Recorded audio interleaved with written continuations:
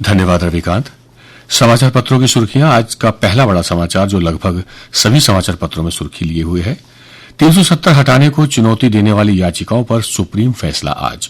Supreme court Jammu Kashmir से संविधान के अनुच्छेद 370 के प्रावधानों को निरस्त करने संबंधी केंद्र सरकार के फैसले को चुनौती देने वाली याचिकाओं पर सोमवार को अपना फैसला सुनाएगा। 5 न्यायाधीशों की संविधान पीठ सुनाएगी फैसला।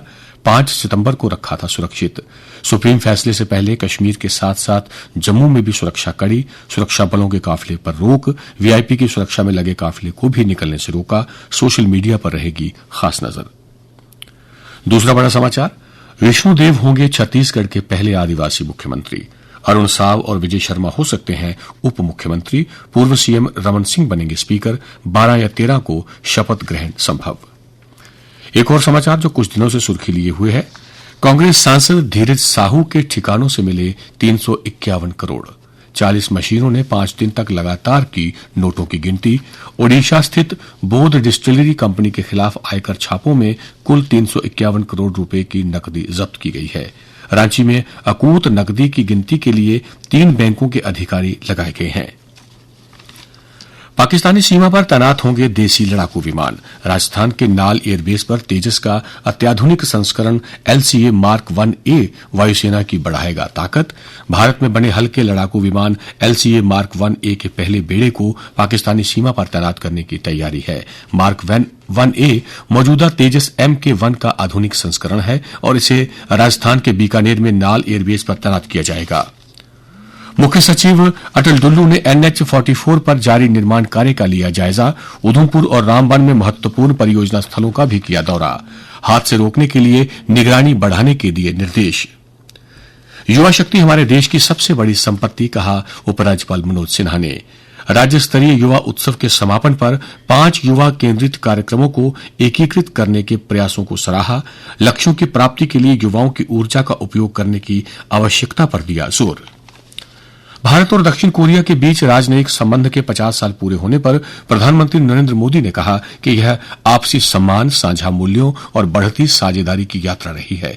दक्षिण कोरिया के राष्ट्रपति को हार्दिक शुभकामनाएं देते हुए प्रधानमंत्री मोदी ने कहा कि वो दोनों देशों के बीच विशेष रणनीतिक साझेदारी को गहरा करने और उसे विस्तार देने के लिए उनके साथ मिलकर काम करने को उत्सुक हैं।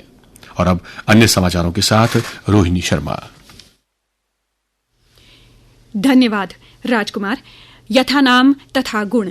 जम्मू की पहली महिला कॉम्बैट एविएटर हंसजा शर्मा ने अपने सपने की उड़ान भरकर इतिहास रच दिया। वे जल्द ही भारतीय सेना का एडवांस लाइट हेलीकॉप्टर उड़ाएंगी। मां ने कहा, बेटियों के सपने को साकार करने में परिवार को सहयोग करना चाहिए।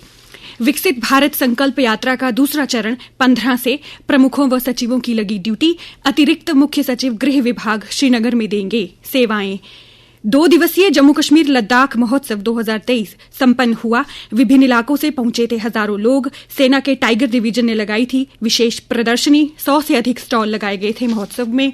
धार्मिक लोक कथाओं और रामलीला के दृश्यों की भी हुई मंचन।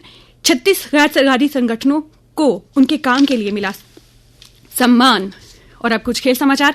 श्रीलंका चमकी, भारत की सांत्वना भरी जीत। इंग्लैंड को 5 विकेट से हराया। मंधाना ने बनाए 48 रन। श्रेयंका पाटिल रही प्लेयर ऑफ द मैच। प्रथम खेलो इंडिया पैरा गेम्स में 1400 खिलाड़ी लेंगे भाग। पहली बार हो रहे खेलों का आज खेल मंत्री अनुराग ठाकुर करेंगे उद्घाटन।